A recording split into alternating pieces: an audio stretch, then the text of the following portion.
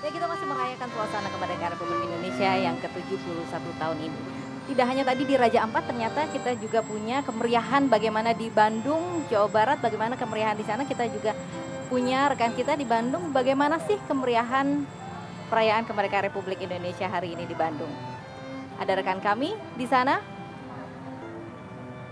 Terima kasih Reza di studio. Baik pemirsa, memperingati hari ulang tahun kemerdekaan Republik Indonesia yang ke-71 pada hari ini tentu tidak lepas dengan kemeriahan perayaan yang diselenggarakan oleh masyarakat. Seperti di tempat saya melaporkan sekarang, yaitu di kawasan Cimbulit, Kota Bandung, di mana di kawasan ini setiap tahunnya diselenggarakan pesta rakyat yang rutin diselenggarakan setiap tanggal 17 Agustus. Nah, seperti terlihat di belakang saya bahwa sekarang sedang diselenggarakan perlombaan sepak bola untuk wanita. Nah, pemirsa, di acara ini akan diselenggarakan juga perlombaan-perlombaan tradisional yang biasa muncul pada tanggal 17 Agustus seperti perlombaan balap karung, lalu perlombaan makan kerupuk, lomba panjat pinang, dan juga perlombaan tradisional lainnya. Nah, selain perlombaan tradisional, ada juga perlombaan yang menarik pemirsa, yaitu lomba gebuk bantal, di mana nanti masyarakat harus bertarung menggunakan bantal di atas kolam berenang pemirsa. Nah, selain juga ada pertandingan, masyarakat yang datang ke sini juga disuguhkan dengan bazar sehingga masyarakat dapat menikmati berbagai kuliner khas Bandung dan juga dapat berwisata belanja di sini. Masyarakat yang datang ke sini juga nanti akan dihibur dengan panggung hiburan yang akan diisi oleh berbagai pertunjukan musik dan lain-lain pemirsa. Dan acara ini juga akan diselenggarakan hingga sore nanti dan ditutup dengan undian door prize. Sekian laporan dari kawasan Cimbulit, Kota Bandung. Saya kembalikan lagi ke Jakarta. Silakan Reza. Ya, terima kasih Nur Safia melaporkan langsung dari Bandung, Jawa Barat.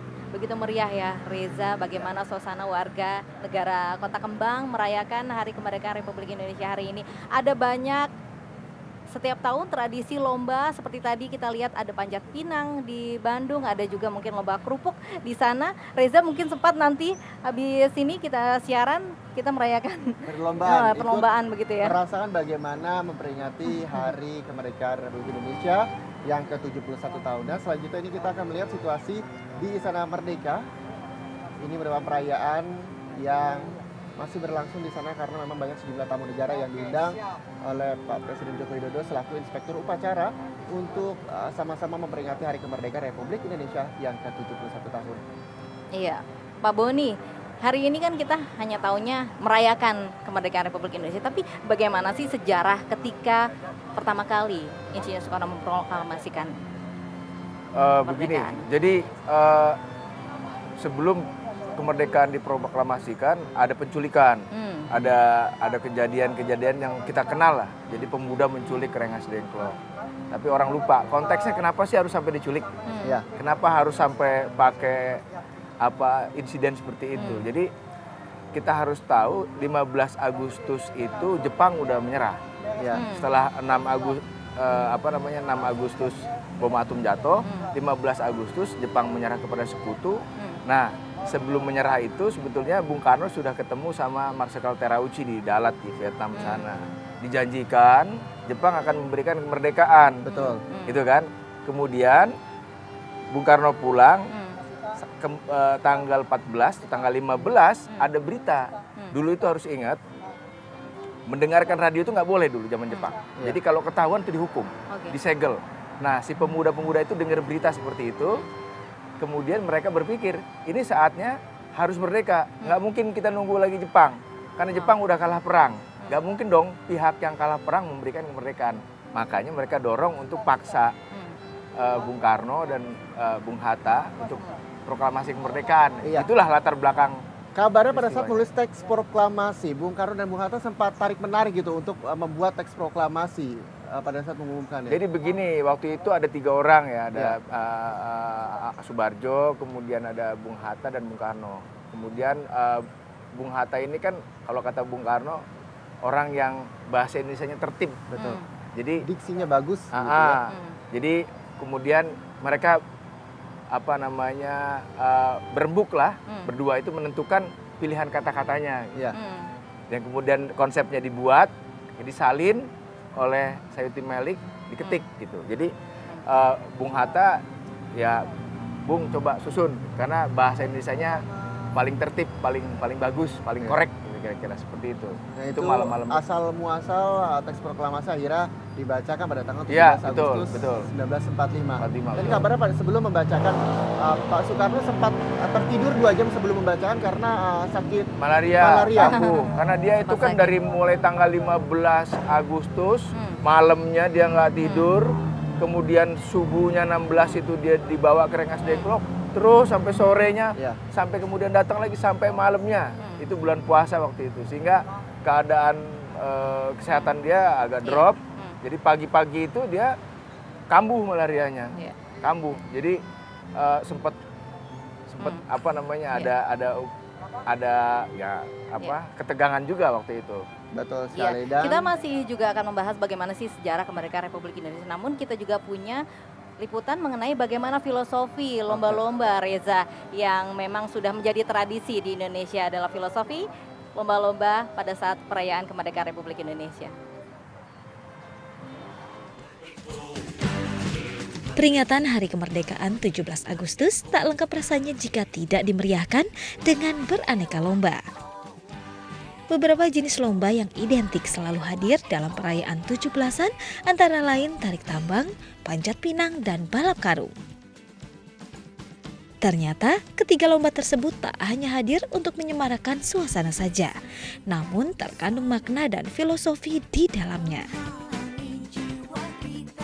Seperti lomba tarik tambang. Lomba tersebut mempunyai simbol dalam mempersatukan hati, mengumpulkan kekuatan, dan menjaga posisi. Filosofi permainan ini ialah bagaimana usaha mencapai sebuah tujuan mesti melewati tarik ulur perjuangan dengan keras. Bagi kelompok yang bisa bersatu menarik tambang dengan kuat untuk mengalahkan lawan ialah pemenangnya. Hal tersebut diperlihatkan dengan persatuan rakyat Indonesia dalam menarik tambang kemerdekaan dari cengkraman tangan penjajah. Selanjutnya adalah lomba balap karung. Dalam lomba ini tersirat pesan bahwa orang-orang Indonesia adalah orang yang kuat, optimis, dan pantang menyerah. Meski kadang terjatuh dan tersungkur sewaktu berlari menuju garis finish. Hal ini ditunjukkan oleh para pahlawan kita. Demi meraih kemerdekaan, mereka terus berlari dan melawan penjajah.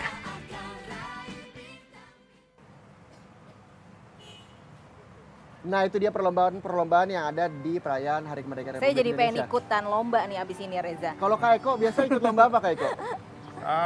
Kalau di rumah biasanya ya paling panjat pinang, lomba balap karung yang biasa-biasa ya. Tapi kalau di Pramuka, kita di Pramuka lagi ngadain lomba karnaval, diikuti 17.000 pramuka se-Indonesia, Betul. pecahin rekor dunia. Itu adalah salah satu kecintaan Iya. muda-mudi kita, muda-mudi bangsa Betul, Indonesia dan terhadap di- negaranya sendiri. Betul, di Iya. Jambore Nasional. Betul. Ya mungkin itu juga lomba-lomba menunjukkan bahwa kita memang harus berjuang untuk menang begitu. Ya. Ya. Seperti memang jiwa-jiwa pahlawan Betul. tempo dulu begitu ya Reza ya. Ya, Pak Boni, balik lagi kita ketika memang mengingatkan harapan kepada para pemuda yang mungkin sekarang sudah mulai luput dari sejarah-sejarah para pahlawan terdahulu.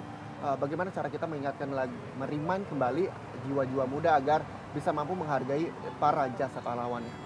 Pertama, tantangan zaman yang dihadapi anak muda sekarang sama tantangan zaman yang dihadapi anak muda dulu itu beda. Ya, musuhnya beda, situasinya beda, kondisinya beda. Sehingga harus dirumuskan sama anak-anak muda sekarang apa kebutuhannya gitu kan. Terus yang kedua, kalau sudah merumuskan itu kan tantangan zamannya beda-beda. Kita nggak bisa memukul rata juga. Artinya yang harus diberikan adalah bagaimana belajar sejarah. Oke. Konteksnya apa? Melihat kekinian, kemudian merefleksikan masa lalu. Seperti Oke, itu. kalau Sarah. dari Terima Pak kasih Eko? banyak Pak Boni dan juga Iya. terima kasih banyak Mas Eko Ya, atas sama-sama. kesempatannya. Dan lagi-lagi kita tetap harus semangat untuk Ya. mencintai negara Indonesia. Bangga Jadi Indonesia. Dan pemirsa, kita selanjutnya akan bergabung bagaimana perayaan Hari Kemerdekaan Republik Indonesia yang ke-71 tahun di Istana.